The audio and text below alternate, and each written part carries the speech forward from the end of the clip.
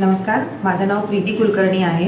गेले काही वर्ष मला बेबीसाठी मी ट्राय करत होती, पण होत नव्हतं. मी IVF केलं, टेस्ट ट्यूब बेबीचं केलं, बट ते फेल गेलं आणि खूप इंजेक्शनं घेतली, खूप औषधं घेतली, टॅब्लेट्स घेतल्या खूप जास्त, पण काहीच फरक नाही पडला आणि कोरोना लागला त्याच्यामध्ये. त्यामुळे मला डॉक्टरांकडे जाता येत नव्हतं. सो मी घरामध्ये स्वागत तोडकर आहेत त्यांचं यूट्यूबवर व्हिडिओज बघत होती. त्याच्यामध्ये मला एक व्हिडिओ मिळाला की पिंपळाच्या पानांचा काढा बनवायचा आणि तो प्यायचा, जेणेकरून फ्लो थांबेल. कारण मला मंथली सायकल जेव्हा सुरू व्हायचं तेव्हा 2 महिने 3 महिने कंटिन्युअसली फ्लो व्हायचं. कुठल्याही औषधांचा मला काहीच फरक पडत नव्हता.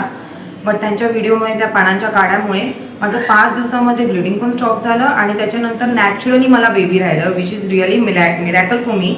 मी जेव्हा त्या डॉक्टरांना भेटली, दे वर ऑल्सो सरप्राईज्ड की म्हणजे एवढी इंजेक्शन औषधं घेऊन म्हणजे त्यांनी तर मला सांगितलेलं खूप कमी चान्सेस आहेत बेबी होण्याचे पण, कारण अशा प्रकारे मला ॲडिनोमायसिसचा त्रास होता आणि माझं युट्रस पूर्ण कव्हर होतं त्या ॲडिनोमायसिसच्या लेअर्समुळे.